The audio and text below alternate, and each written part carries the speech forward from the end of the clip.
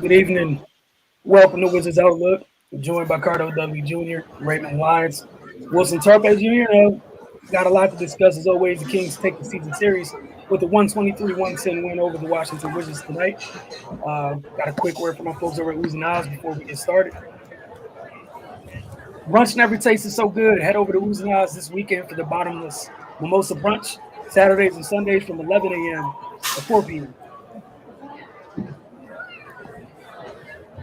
You guys already know tomorrow Super Bowl Sunday might be an even better reason to enjoy that brunch tomorrow. All right, Cardell, you're in the building. What did you think about tonight's game?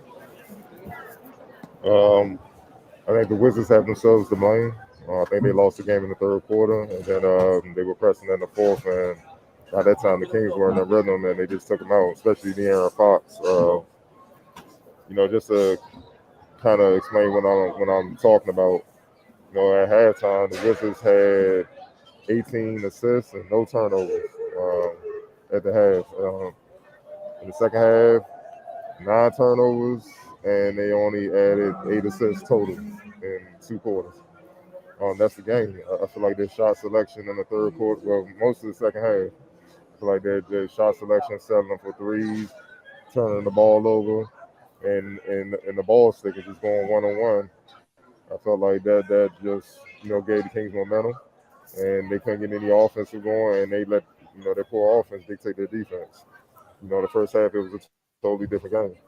They were moving the ball, they were getting shots from all over the place, and they had the Kings on their heels. And it just fed into it. It was just a tidal wave, and that's why they held the lead. Look, the Kings have some great players, man. I know people get on De'Aaron Fox, but the boy can hoop. You know what I'm saying? He just sometimes it's just the organization, the mix of players. We all know what Sabonis is. Harrison Barnes is not getting enough pub for what he's been doing over the really this entire season, but the last month or so he's turned it up. He's torching the league. I think over the last 4 games, his lowest point total is 21 points. So coming in this game, it was those three that they had to focus on and whatnot. They did a good job on Sabonis. Harrison Barnes got 21 points again, but 7-9 shooting, they were efficient. So was Sabonis. And De'Aaron Fox just had his way, getting in the paint, hitting the mid range. He just preyed on the Wizards' smaller point guards. You know what I mean? And that was the game. And then you add in what the Wizards did that was self-inflicted with their poor shooting, their poor shot selection, the turnovers. The game was over, man. They gotta get more mentally tough. You know what I mean? Just and more poised. It was a couple times Thomas Bryant had Sabonis sealed underneath the basket for a long time. Literally has his hands up like I'm right here, right here. They looked at him, moved the ball, three. Looked at him, passed the ball, jacking up a bad three. And that's deflating. You know what I'm saying? So when the big man don't get the ball, a couple times, what he gonna do? He gonna stop working and try to be open to get the ball. He just gonna stand there, and that's what happens. You know what I'm saying? So it's a trickle down effect in effort. Bottom line, they lost, but the Wizards have a lot more to blame than this in the Kings. Not taking nothing from the Kings, but the Wizards would have executed like they did in the first half. I believe they get this W. The fact that they did in the third, you know, they came out in the fourth, and you could tell they were pressing. And this is what I mean by they got to get mentally tough. Even though the Kings took the lead and went on a run, regroup and do what you were doing in the first half, playing team basketball, playing for one another on both ends, and then you'll get your run going. But they never did. They kept pressing, and the result is the result. Right. Yeah, just another terrible game defensively. The Kings shot 56% from the field, 43% from three. Like you're not going to beat anybody like that, especially like Carol pointed out, their offense fell off a cliff in the second half. They weren't able to, generate good looks like they were early in the game. And yeah, if you can't score and you can't stop anybody, then 1 + 1 is 2, man. That's how we are where we are right now. Yeah, they definitely got to be more poised in those situations. We all know basketball is a game of runs, man. At some point, the other team they're going to get it going for a second. It's like it's up to you to kind of nip it in the bud, or even just withstand the onslaught. and keep it manageable. But the Wizards were never able to regain their footing. They when they execute, we saw it in the first half, and we saw it throughout the season. When they execute, they can play with anybody. But it's just when their offense gets stagnant, they're not moving the ball as much, and they're just depending on threes, which they're not a good 3-point shooting team. That just adds on to their issues. So yeah, they until they figure that out, it's going to be an uphill battle, man. And it's disappointing because seeing what they're able to do when they're clicking. Like, I mean, you're going to hit a rough patch at some point. That doesn't mean just abandon everything you're doing. You just got to fight through it until you can get yourself back in the game. But but yeah, it just seems like every time they hit that wall, they try to get it back on every play by launching desperation threes, and that's just not how you get yourself back into a basketball game. So yeah, this is another game they let slip away. And they're just descending further and further down the standings with each passing game. They got to figure this out, man. If they want to have any chance of winning games anytime soon, and these rough spots that they're hitting, they got to figure out just how to regroup and how to maintain until they can get themselves back in the flow. But you know it seems like once things start going bad, they just continue to go bad for the rest of the game, and that's no way to be successful. Yeah, I only had a couple of things to add. I agree with everything you guys already said. Um, you know, like you guys mentioned, we were talking there, typing there in the chat during the game. Like that offense looks like it looks good when it's run correctly and people trust it. And they're not forcing things. It was crazy that they finished that first half with no turnovers. Like thoroughly impressed. And we see the second half, and the exact opposite of what we saw is what was on display. Like Cardell gave you guys the stats. I think one thing that we saw with the Kings is even though while they're still trying to figure out everything, they figured out quick. We could run a lot of stuff through Sabonis in the high post, low post, regardless. It was literally give him the ball, whatever perimeter player it was, give him the ball and make a cut off it. Doesn't work, next man up. And they kept figuring things out. De'Aaron started slow. He got going when it mattered in that game. Cardell brought up here some Barnes.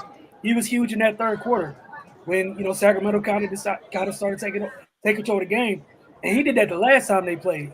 They got to a point in that game, and he started finding mismatches and just going about his business, the pace that he plays at, drawing fouls, getting some man ones and what have you. But yeah, the Kings, they took that third quarter 33-23, and then, they even with their newer pieces, they kind of just took their time closing things out. But like Cardell said, Ray, you mentioned as well, there's something Washington got to feel sick about because you had a whole half where you took care of business and you had them on their heels. And then, yeah, they got to figure something out with responding. And sometimes it's simple as taking a deep breath and getting back. Like the worst part is you put in work for a whole half, showing what would work. Get back to it. Like I said, I'm not asking you guys this anymore, so it's on the screen. Uh, for me, it's a bonus. Like you said, they did a good job with the Wizards for overall. They did a good job digging down, trapping them different angles to make them, stop midway through his move, pick up the ball, and have to look for people. The problem is he could pass. And then Gentry, he just made a total adjustment. Like we ain't even gonna put you down there like that. Stay in the high post. They can't double. You can see where the doubles coming from, and just pick them apart. And that's what he did. They kept doing. They kept going back door. V cuts.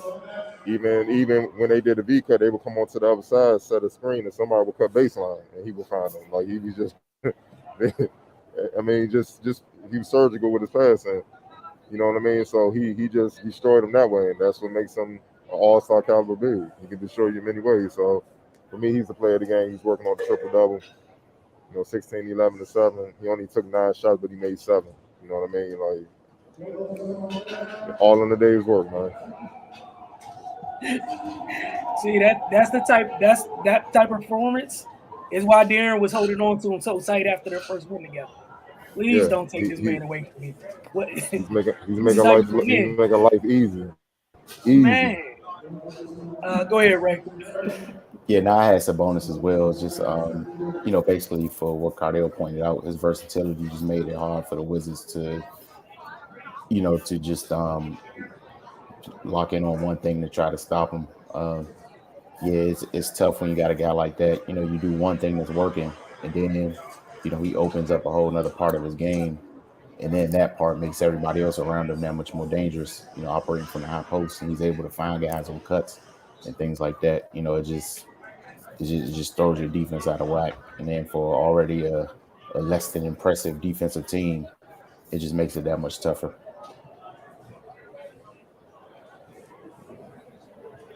Oh, De'Aaron. Oh, easy. He finished them all. Lord knows he finished them all, man. He got right there in that paint, pick and roll, just shot their eyes out, man. You know, I'm not one of those people that believe he can't be a franchise caliber point guard. He just hasn't had the pieces around him. Now you got an all-star big that can draw a double, game in, game out, and all you got to do is just do you. Um, yeah, look, we was on the Kings about leaving Halliburton, like trading Halliburton.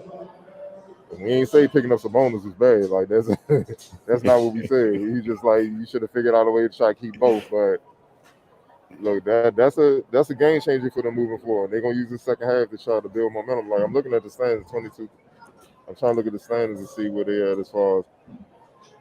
Oh, I mean, they're only 2 games out of the play-in. They're only 2 games out of the play-in, so that's why they like that's where they are. And they got some owners. They can make a run, especially if Harrison Barnes keep playing like he's playing, and all the other guys. And then their defense is underrated. Oh man, they are active. They're in every passing lane. They getting a hand on the ball and stuff. And that's where the turnovers with the Wizards came. They were aware. They just throwing wide passes out of bounds and stuff, and they getting frustrated. They're active, man. And honestly, I gotta give Off-Night credit. He kind of sparked that, man. Doing what he does. They couldn't pick on him, man. That dude's he's a monster defensively, man. But just you give credit where it's due, man. De'Aaron Fox, he closed the game. He's doing what people say he can't do. Ray. Yeah, Fox, man, he was the second half of that 1-2 punch that kind of put the Wiz away. And some games it's probably going to be, flipped around. De'Aaron's going to be the one that takes charge, and then when they kind of keying on him, Sabonis is probably going to be that guy that just just kind of compliments him in that way. So yeah, man, that's a promising duo for them for the remainder of the season. And we'll see how it shakes out. Yeah, that's something I'm definitely excited about the rest of the year. They have no clue in terms of they're so early in their relationship. It's been like what 2-3 games, not even. And it's just fun watching them figure out how much pressure they can put on the defense. It's been fun through a couple games. All right, And then you got we're gonna get to comments a little bit later. We have some comments from Kristaps Porzingis' media availability earlier today. First time addressing the local media. You guys had some comments, so let's get these up on screen, and I'll read them just because I know they're not too big. But the first one was KP looked so relieved and happy. I'm glad that he's away from the Mavs. Stay healthy, unicorn. So I'm just gonna go through these. Y'all speak up when y'all feel the need to. um, it's just new. It's just like when you get a new pair of shoes, man. It's just you happy for now. Let's see if he can maintain that attitude moving forward. You know what I'm saying? Because they in the hole right now, and they gonna need him. You know what I'm saying, for a lot of things as we saw tonight. So, but obviously, if he's that's the thing, can he stay healthy? If he stay healthy and brings what he can bring, I mean, he changes the dynamic of the team. He would build out. So they need him. That's 7-3, though. That's a run protector. No disrespect. And then with Gav get back, you see what I'm saying? Like they can help defensively. You know, and he can help stretch the floor, kind of do the same things that Sabonis is doing for the Kings. You know what I'm saying, stretching the floor, being a rim protector, rebound and stuff like that. He just got to stay healthy, man. That's like they say, the best talent is availability. Like, you know, you could be the greatest athlete ever, but if you never on the floor, it don't matter. All right, the next one we got is I'm glad to see he's in good spirits. It sucked to see him go. He was fun to watch when healthy. It's kind of what everyone's been alluding to. I think his latest knee soreness issue is what pushed the Mavs to give up on him. It's the same knee issue that's keeping him from playing. I wish him luck. I think it might have had more to do with the money, but you know, it is what it is, and you know what I'm saying. So, but hopefully he get healthy, man. All right. Wishing him well in DC, an impactful player when healthy. Hopefully he can turn his career around. Move to the next set of comments. I'm happy for him as a Mavs fan. I wish him the best, and I'm excited for him. Now, Mavs fans showed up showing a lot of love. Huh? Yeah. Here we go. There's the typical stuff I'm used to. Washington Wizards fans, prepare yourselves to see him in street clothes most of the time. He's going to give you – boy. Oh. Yeah. It's on the screen, so it is what it is. And then hashtag you've been warned. Thunder Productions with the wow, he looks so happy. Man. Hey man, I don't even know what to say to that, man. Like, damn. Oh wow, man. Look, Washington Wizards, that is not us. These are the people. Don't revoke our credentials. We ain't do nothing, dog. We just here so we won't get fired, in a sense, man. Don't do that, man. Don't fire us. You know how you read it and you see something up ahead, but you try not to lose your spot. Then you get process yet, yeah. Man, they got there. It was like, oh, not finishing this. All right, from Philip Walker. As a Knicks fan, I'm sorry I gave that up. I wish him the best. He's a good player other than injury concerns. I feel like the bulk of his issues come from off the court stuff. Hopefully he can turn his career around in Washington. I don't understand the trade from the Mavs perspective. We didn't either. Maybe they wanted to clear cap space and they thought 2 deals were easier to move than one. It just seemed like they traded low. Nah, I think they're looking at the buyout market like a lot of teams are. I think they feel like they probably, you know, with the money, his money situation, his injury situation, and then the buyout market of potential candidates, I think they just rolling the dice. You know what I mean? You know, look, certain players that may not have got moved, they might be available. They can get them, and that could be a game changer, man. You know what I'm saying? Like they just re-upped Finney Smith. Yeah. He's been playing well and stuff like that. So I'm thinking that's kind of where they're rolling with him. You know what I'm saying? So they can let Luka he could be let loose even more. You know what I'm saying? And they you know, they banking on Dinwiddie kind of helping taking the pressure off of Luka a little bit. You know what I'm saying? But who knows? They might get going Dragic. I mean, you know, then Dragic and Luka play together overseas. Like he came up. Then Luka come up on them as a youngin and stuff like that, playing for the national team. Oh man, I'm not sure. All right, I could be wrong, but I think that was the case. So yeah, bring him and help take pressure off him with the ball handler dudes. And we all know Dragic. I mean, he's one of the Wizards killers. He's near the top of the DC. He loved. I mean, going all the way back when Wall and like he loved DC, so he can still get it done, man. And he's fresh because he ain't played. So I think that's what they're banking on, and then they're gonna try to look at free agency and something like that. But you know, we'll see what they do with it. All right, Ray, did you want to add, or you want me to keep going? You can keep going. All right. Omer Azalea was like, I like his energy. Jonathan Velasquez, I will miss you, KP. I'm sorry it didn't work out here in Dallas. Marcellus S., this is why I subscribe. Thank you.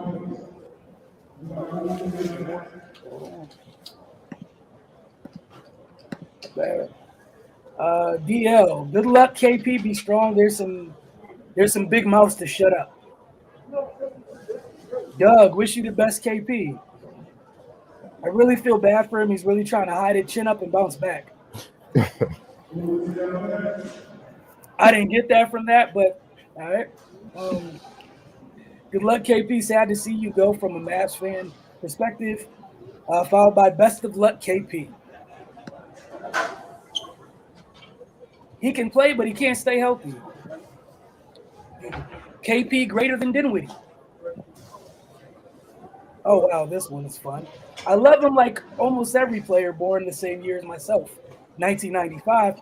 But I'm sick of all the missed games. Considering unicorns aren't real, maybe that's why it's his nickname. You never see them or him. Lord Jesus. Lord Jesus. Y'all been going on. Oh man. Yo, hold on. What's with this? What is with this era these days? Just people just live to be mean as shit, man. What's going on, man? No damn reason at all, dog. It's like, damn. No damn reason, dog. Boy, the last one we have. It's also a great game, but he can't stay healthy. If he could only stay healthy, those knees aren't going to hold up. Poor guy. Hey, man. Damn, it's tough out here. Man. Right. Man. All right, and then I think we actually had two comments from today. Appreciate you, Area 11T. The young guys got their shots up today, so that's good. Wow, eternal optimism. Kingsbury definitely did. You know what I'm saying? He's starting to find the groove. You can tell he's starting to figure out the league and his play. So that's a good sign. You know, and I like how he's attacking more. He ain't just settling for threes, you know. You know what I mean? Like he like you say, he's just confident. He's just figuring out like, you know, I can do some things here, you know what I'm saying? And all you need is confidence, man. When you got confidence, it's hard to stop a player that's confident. I don't care what you do.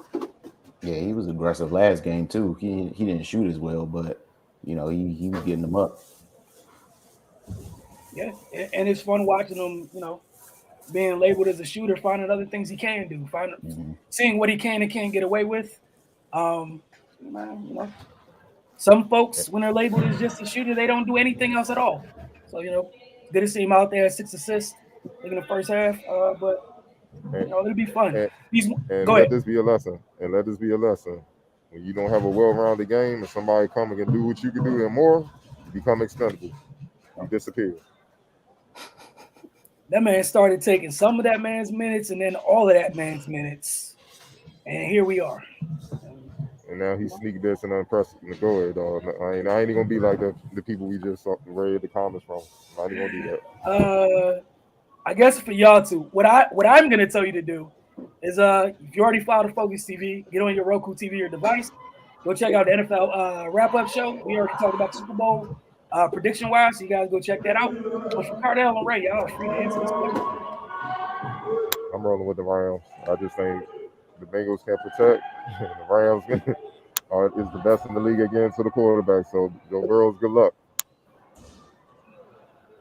Yeah, that I don't see a way they can navigate around that situation, man. You got Aaron Donald and Von Miller breathing down your neck. It's gonna be a long day at the office. Keep the ice tub ready, baby. You're gonna need it. Fun times ahead. Want to thank y'all for tuning in. We'll see y'all just in a couple of days. The Wizards have another game. So we'll see y'all then. Don't forget to follow us Focus TV, all your social media mediums. For Cardell, Raymond, and myself, y'all have a great evening.